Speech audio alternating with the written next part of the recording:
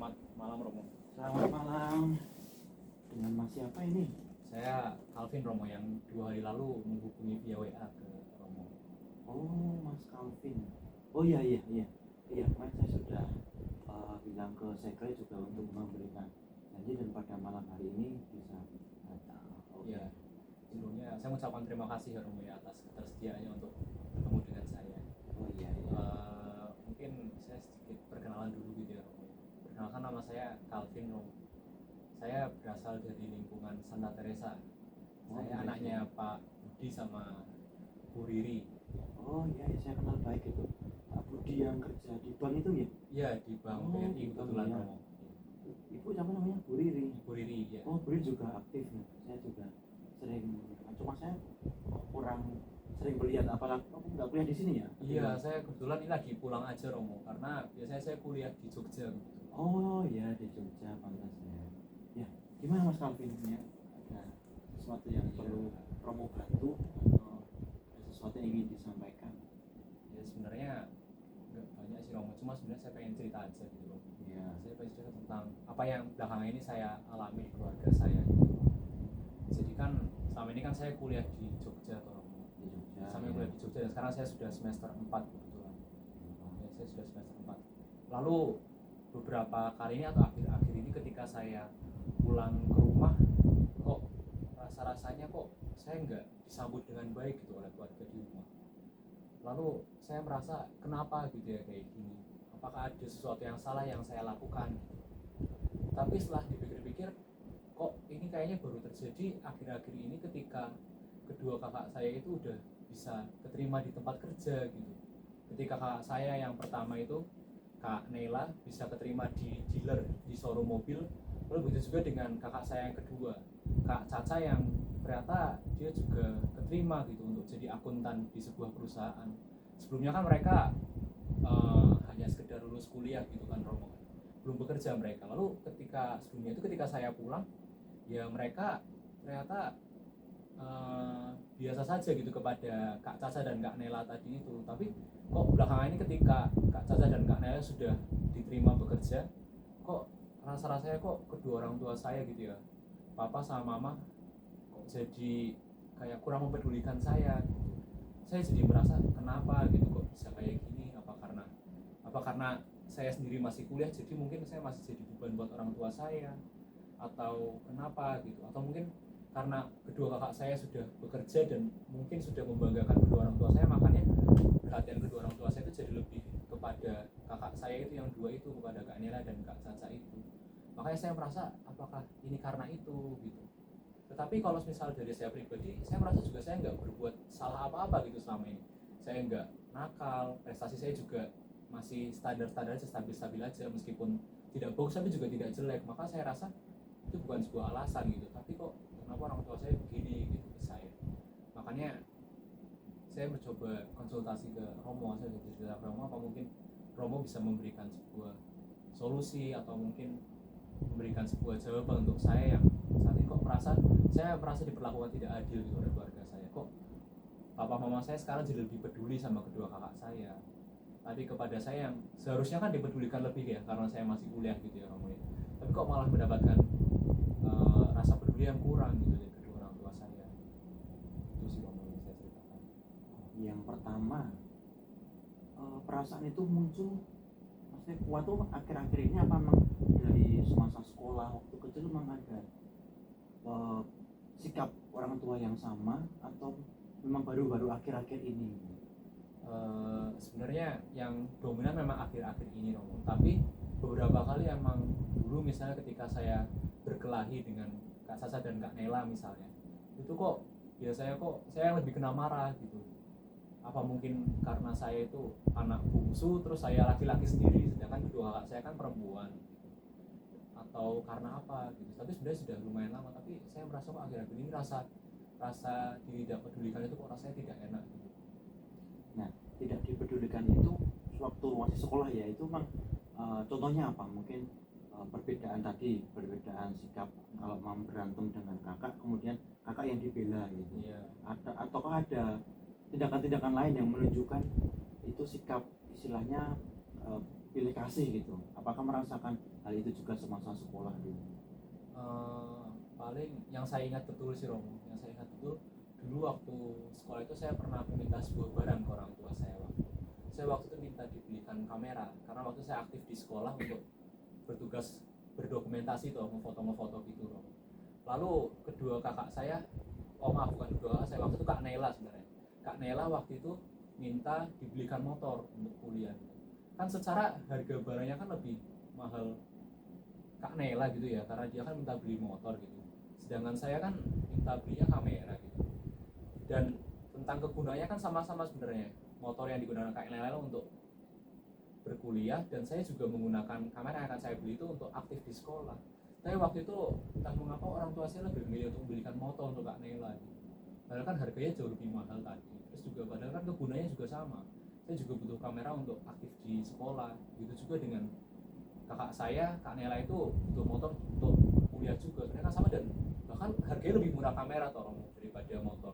Tapi waktu itu orang tua saya malah lebih memilih untuk membelikan motor gitu. Maka saya merasa ini juga mungkin salah satu sikap gak adil orang tua saya kepada saya gitu, dibanding kepada kakak saya. Ya mungkin ini hanya sebuah perasaan ya, melihat orang tua yang memberikan perhatian khusus dan tidaknya. Tapi pernahkah juga Mas Calvin langsung menanyakan atau berklarifikasi kepada bapak atau ibu, Pak kenapa kok saya nggak dibelikan sedangkan saya juga butuh? Pernah nggak mengungkapkan itu? Apa kan cuma dipendam terus mengalah gitu selama ini? Selama ini saya memang belum pernah mencoba mengatakannya gitu kepada orang tua saya dan karena saya cukup merasa takut dan merasa bingung juga, maka akhirnya sesuai dengan saran teman-teman saya, coba kamu konsultasikan dulu dengan Romo Paroki gitu, karena biasanya Romo Paroki punya solusi. Makanya sekarang ini saya lebih milih untuk menghubungi Romo dan bercerita kepada Romo daripada bercerita kepada kedua orang tua saya karena saya takut tadi. Ya, yang pertama itu tadi kan selama ini Mas Calvin belum mengungkapkan ya, mesti orang tua juga tidak mengetahui perasaan Mas Calvin itu seperti apa. Ditambah bapak yang kerja di bank kan otomatis waktu untuk berjumpa dengan Mas Calvin juga berkurang di rumah. Apalagi sekarang Mas Calvin juga kuliah di luar kota dan kebetulan saya lagi pulang ke Jogja. Itu menandakan bahwa ada sesuatu yang kurang perjumpaan antara Mas Calvin juga dengan bapak ibu. Jadi memang tidak bisa menyalahkan terus bapak pilih kasih, ibu pilih kasih. Memang harus sama-sama ada keterbukaan di antara Mas Calvin juga ke orang tua ditambah dengan kakak-kakak yang Mas Calvin gitu ya. Jadi pertama Romo mempunyai sarannya, istilahnya ajak bapak untuk berbicara. Tapi lihat juga kondisi bapak, dilihat apalagi bapak lagi capek atau mungkin lagi sedang tidak mood. Nah itu Mas Calvin yang mengetahui secara pasti. Jadi memang langkah pertama ajak berkomunikasi bapak, tapi lihat kondisi juga apakah bapak saat ini bisa diajak berkomunikasi dengan baik atau justru malah kalau Mas Calvin langsung nodong bapak nggak adil, nanti malah terjadi sesuatu yang malah di luar dugaan gitu. Jadi memang harus sama-sama mengetahui istilahnya perasaan masing-masing, bapak saat ini seperti apa, ibu seperti apa, kakak seperti apa. Jadi memang kalau saya lihat ini mungkin ya karena Mas Calvin selama ini hanya memendam dan mengalah. Dalam arti mengalah itu ya udah kakak dibelikan motor, kakak dibelikan sesuatu yang istilahnya dibutuhkan. Pada saya juga butuh, akhirnya mengalah. Tapi kan orang tua tidak pernah mendengar langsung, Pak aku ini butuh kamera loh.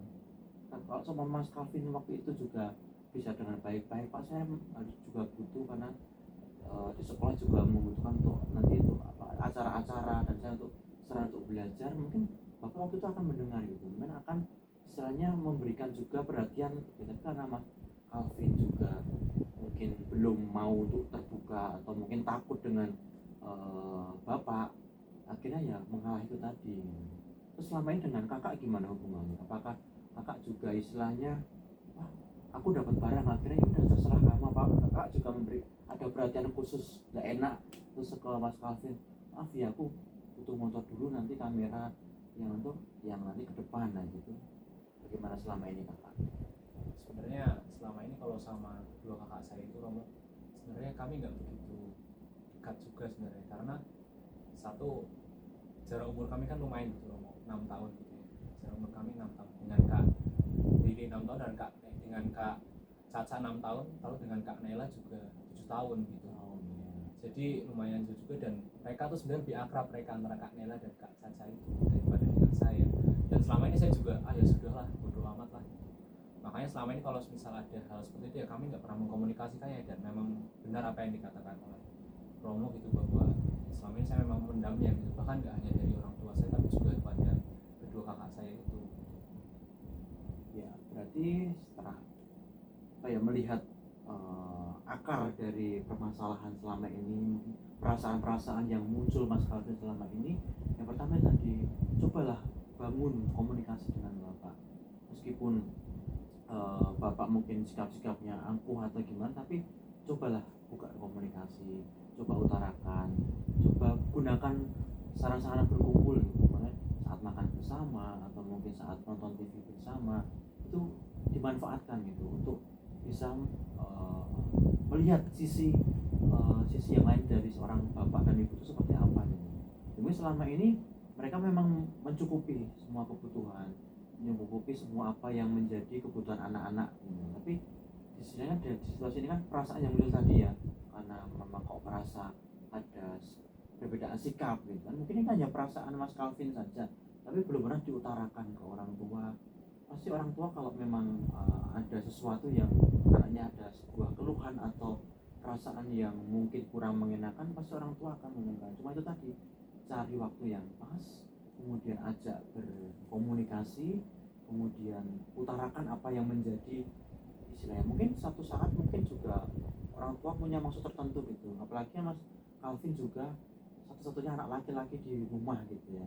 Mungkin orang tua punya harapan yang lebih gitu, mungkin di sisi dari kemandirian, ke segala keputusan-keputusan di keluarga itu mungkin ingin melatih, sebenarnya orang tua ingin melatih, cuma caranya yang mungkin Mas Calvin belum dapat menerimanya gitu. Apalagi dengan keadaan kedua kakak cewek gitu ya, cewek yang mungkin dalam artian keluarga itu mempunyai perhatian yang khusus gitu.